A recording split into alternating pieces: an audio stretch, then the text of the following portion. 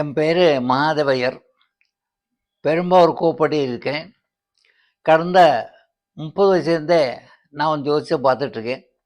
குறிப்பாக குடும்ப அஷ்டமங்கலம், தேவப்பிரசம், குடும்ப கோயில் விஷயங்கள், இப்படிப்பட்ட கோயில் விஷயங்களே பார்த்துட்ருக்கேன்.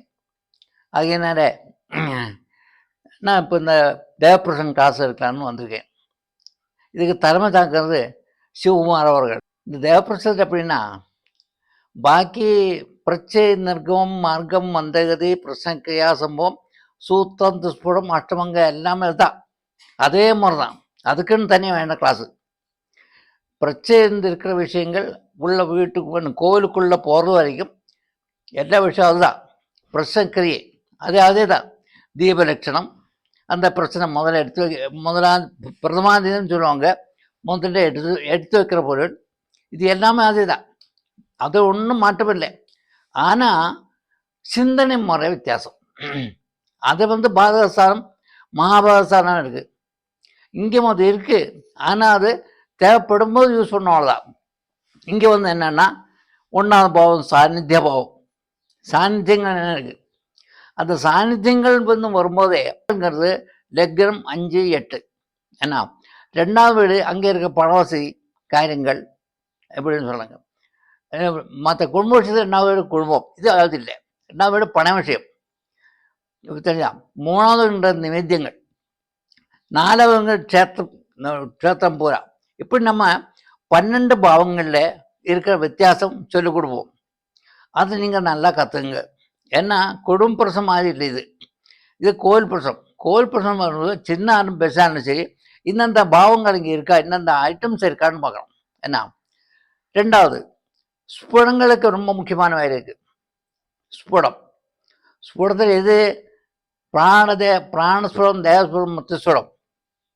அதே மாதிரி சூத்திரங்கள், சாமானிய சூத்திரம், அதிபதி சூத்திரம், அம்ச சூத்திரம், மகாசூத்திரம், இப்படி 5 சூத்திரங்கள் இருக்கு. இந்த சூத்திரங்களாலேயே அங்கே இருக்க தேவதையுடைய முக்கியமான விஷயங்கள் சொல்லலாம். அதாகப்பட்டது சந்தனத்தை பற்றி, அலங்காரத்தை பற்றி, அங்கே இருக்க ஆபரணங்களை பற்றி. 2ஆவது அங்கே இருக்க ஆயுதங்கள். இப்போ முருகனுக்கு தெரியும் உங்களுக்கு, வேலு மயில் எல்லாம் உண்டு. அம்மனுக்கு நிறைய உண்டு, கட்டுங்க பாலம் டபரி எல்லாம் இருக்குது. அது என்ன ஆயுதம்? பெருமாளுக்கு என்ன ஸ்ரீசக்கரங்கள், அது சுதர்சனம், அப்படி இருக்குது. அப்படி ஒவ்வொரு கடவுளுக்கும் அந்தந்த இது என்ன நம்ம ஆயுதங்கள், அதுவும் சூத்திரனாக சொல்கிறது. அப்புறம் அபிஷேக தண்ணி. இங்கே அபிஷேக தண்ணி ஒழுங்காக போகுதா, இல்லை சிலிக்காட்டியில் போகுதா, அஷ்டபந்தனம் சரியாக இருக்கிறதா, இப்படின்னு எல்லாம் நம்ம கோவில் பிரசனத்தை சிந்தனை பண்ணலாம். ஆகும்போது சொன்னால் கோவில் பிரசங்கிறது ரொம்ப சீரியஸான விஷயம். ஒரு சிலைக்குள்ளே இருக்கிற விஷயங்கள் வரைக்கும் எல்லாமே நம்ம சொல்லலாம். ஏன்னா அந்த சிலை தவிர வேறு யாராவது சிலைகள் அங்கே வச்சுருக்காங்க, அது கூட பார்க்கலாம். இது பஞ்சஸ்படம்.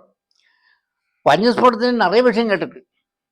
கூபம், தோரணம், வாகனம், பரிசிலா, பங்கம், வஞ்சஸ்படம் எல்லாம் இருக்கிற. குடத்தை பற்றி சொல்கிறோம், கிணத்தை பற்றி சொல்கிறோம், அபிஷேக தண்ணியை சொல்கிறோம், என்ன தோரணங்களை பற்றி சொல்கிறோம். ஏன்னா வாகனம்னா நான் இப்போ சிவனுக்கு ரந்தி, அம்மனுக்கு சிங்கம் இருக்குது, புலி இருக்குது, இப்படி பலப்பட்ட இது இருக்கும். முருகனுக்கு மயில் இருக்கும். அப்படி வாகனங்கள். இது தவிர இதுக்கு போகிறாங்கல்ல உற்சவத்துக்கு வாகனங்கள் இருக்குல்ல, அந்த வாகனம் பழஞ்சு போனால் கூட நம்ம இந்த சூத்திரங்களால் சொல்லலாம். அது பஞ்சமகா சூத்திரத்தில் வரும். அது தவிர கொடிமரத்தை கொண்டு சொல்லலாம்ல. அப்போ இப்படி நம்ம ஒவ்வொரு விஷயமும் நம்ம தேவப்பிரசங்கிறது ரொம்ப வாஸ்டான விஷயம்தான். அது விஷயம் அது சிந்தனை. அதாகப்பட்டது தேவப்பிரசத்தை எப்படின்னா, நம்ம சிந்திச்சு எவ்வளோ தூரம் எடுக்கிறோமோ அவ்வளோ பாயிண்ட் எல்லாம் கொடுத்துறாரு. இது நீங்கள் எவ்வளோ தூரம் சிந்திச்சு நீங்கள் சொல்ல முடியுமோ அவ்வளோ தூரம் நீங்கள் சிந்திச்சு சொன்னால் நல்லாயிருக்கும். அதனால 12 பாவங்களும் இந்த சூத்திரங்கள், துஷ்புடம், அஷ்டமங்கத்தில் இருக்கிற கிரகங்கள் அதே தான். அர்க்க, ஆர, ஜீவபதி, சுக்கரம், மந்தா, சந்தாகி, அந்த ஐட்டம்ஸ் தான். அது இருக்கிற பொசிஷன், இருக்கிற இடம், இதை பொறுத்து இருக்கும். ஏன்னா இப்போ நான் சிம்மம் வராது, நம்ம மெயின் தேவதை இல்லாமல் நரசிம்மர் வராது, என்ன வாராகி வரா. இப்போ நம்ம ஒவ்வொரு விதம் எப்படின்னா அதுக்கு நம்ம நம்ம பிரசனத்தை பார்த்து தேவ பிரசனம் தான் பார்க்கணும். அது உண்மையை சொன்ன விரிவான விஷயம். அந்த விஷயத்தை நாம் இங்கே தேவப்பிரசனமாக கற்றுக் கொடுக்குறோம். அதனால நீங்கள் எல்லாரும் இந்த கிளாஸுக்கு வாங்க. சென்னையில் நடக்குது. இது ரொம்ப ரேர் கேஸு. ஆனால் அனுபவங்கிறது கண்டிப்பாக நியர்லி 40 இயர்ஸ் தேவப்பிரசனம்.